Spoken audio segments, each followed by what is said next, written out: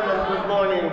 I had to overcome the flu the last couple of days, but I had to be here to be a voice of millions of my fellow Iranians. So I apologize in advance for that.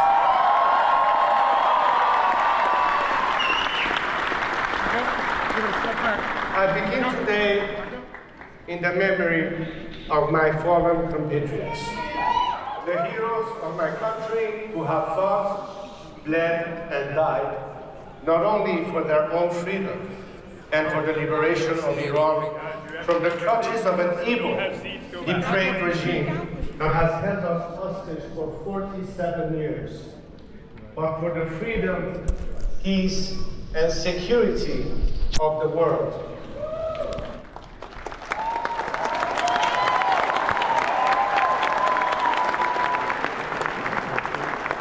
When I speak of these heroes, as they come off the streets from protests, or as they prepare for the final battle, they often ask me, tell the world we are not just fighting for ourselves, we are fighting for them too.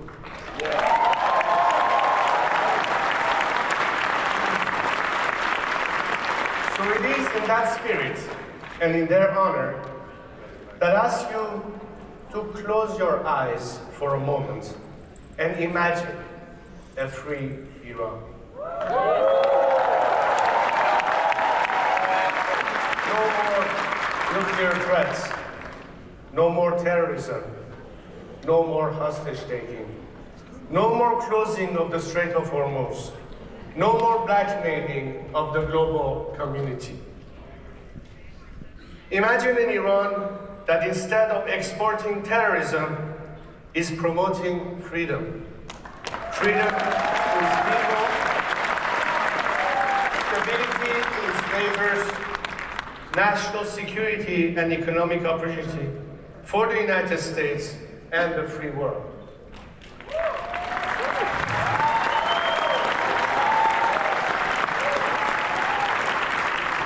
Can you imagine Iran going from death to America to God bless America?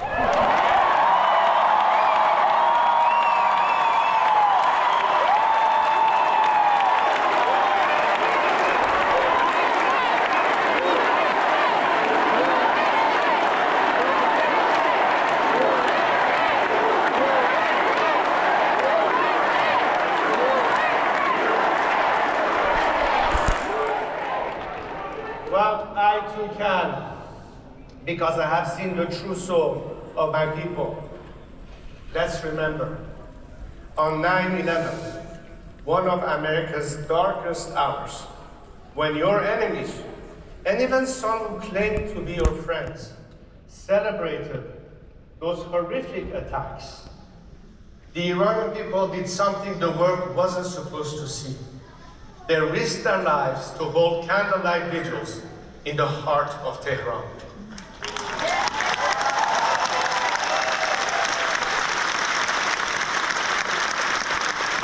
They didn't do it for a camera. They did it for a friend in pain. That is the true face of Iran. Unlike the regime that worships death and destruction, the Iranian people celebrate life and liberty. That's why I can imagine an Iran that exports engineers instead of extremists, startups instead of suicide bombers, energy instead of hatred. I can imagine a Middle East where Iran is no longer a source of chaos, but an anchor of stability.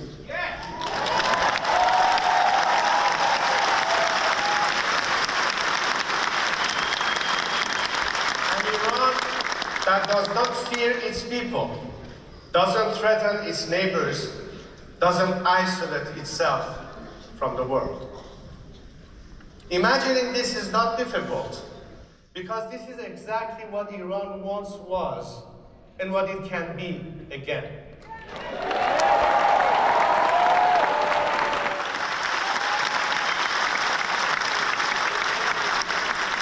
When Iran is free, the Middle East changes. When Iran is free, America regains a great friend.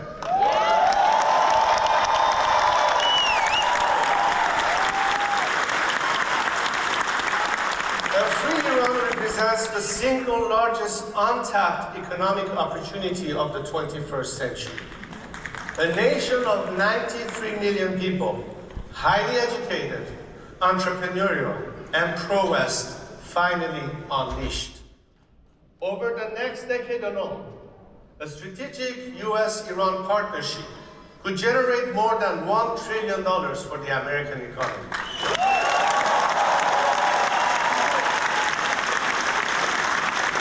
Imagine a new Middle East where Iran is a friend of Israel,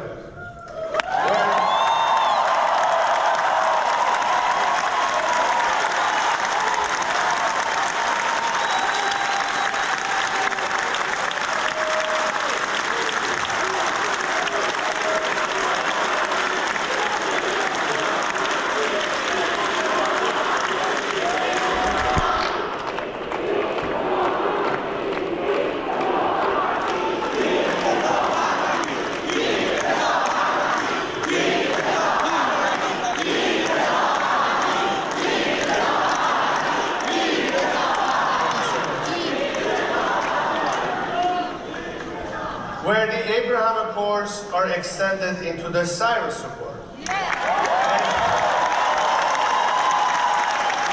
For Cyrus the Great, the Iranian king who issued the first charter of human rights, and whose vision of religious tolerance inspired Thomas Jefferson. Today, the Islamic Republic tramples upon Iran's millennium-old legacy of tolerance for religious minorities and wages war on them. In a country with the fastest rate of growth of Christianity in the world, the regime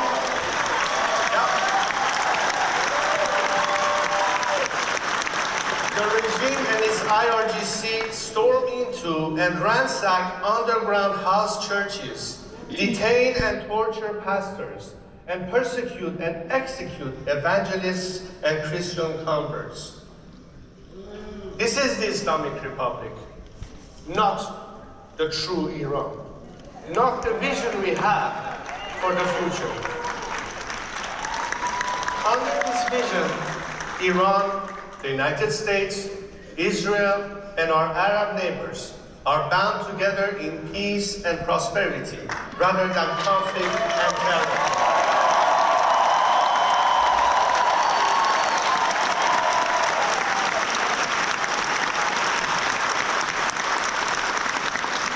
A Middle East where we will be able to handle our own affairs and manage our own backyard, when we can put an end to the endless wars and allow our American friends to bring back their sons and daughters in uniform and focus where they want to, back home.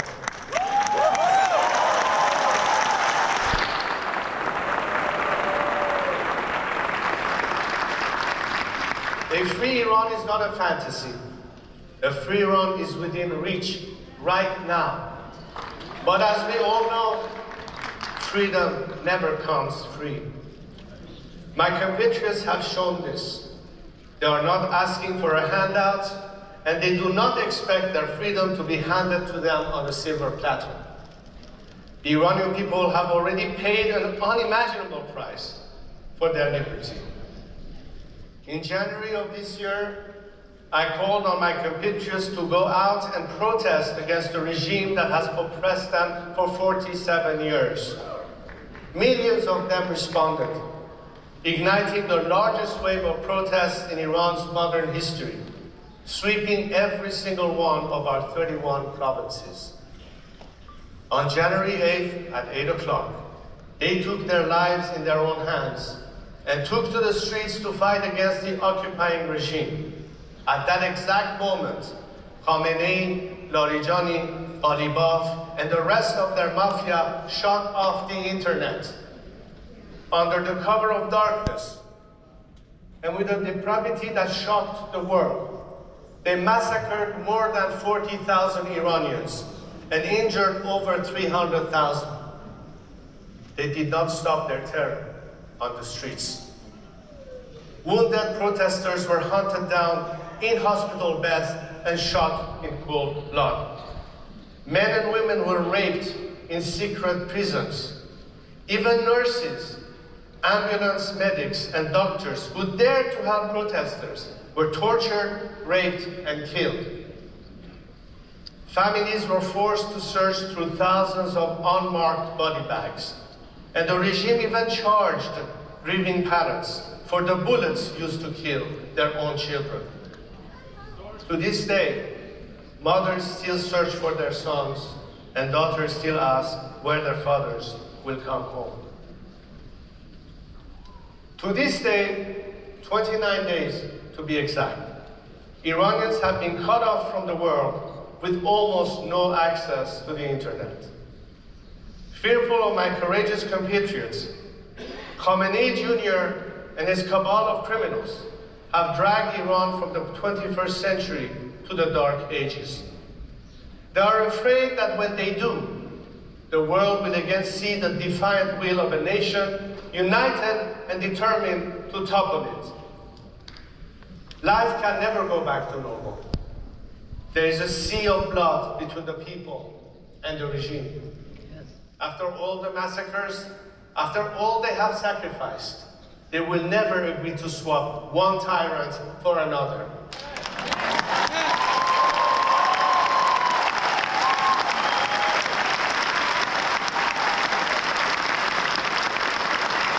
And another anti-American tyrant will not serve American interests either. The only thing that the remnants of this regime can be relied on to do is to buy time, to cheat, and to steal. They will never be honest or true partners for peace. President Trump was right when he said, we don't want to come back every 2 years. But if a faction of the regime is left in power, that is exactly what will happen. It will buy time. It will pretend to negotiate. And then it will return to its old jihadist ways of threatening America, its security, and its interests.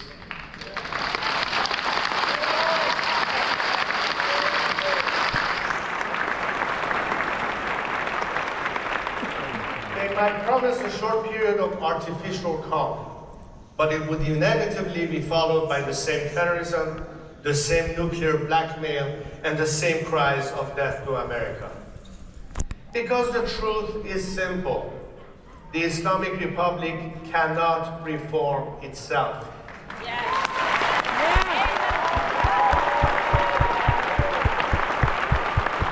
cannot reform a snake. Venom is in its DNA.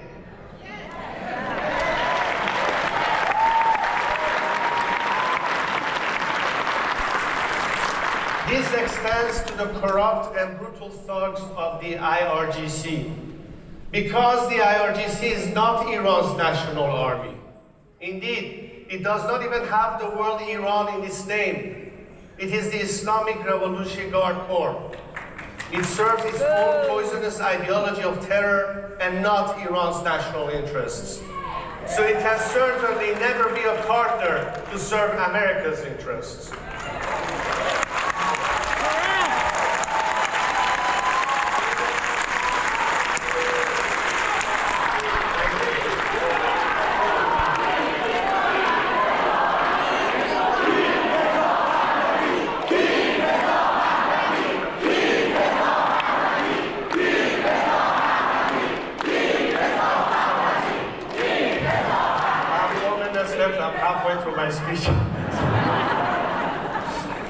The only path to lasting peace and stability runs through a clean break with this regime.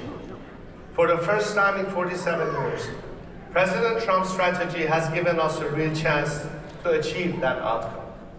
For decades, every American president since Jimmy Carter chose to try to manage his looming threat rather than resolve it. Each of them has failed. They have only made the problem worse.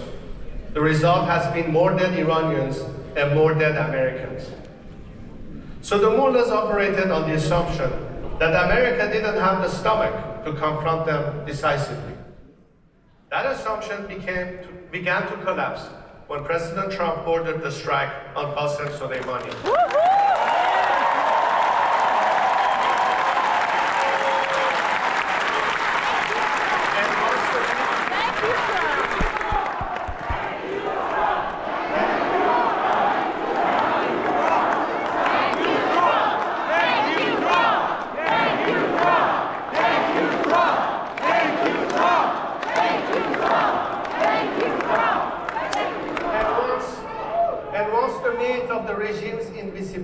was shattered, possibilities began to move in a different direction.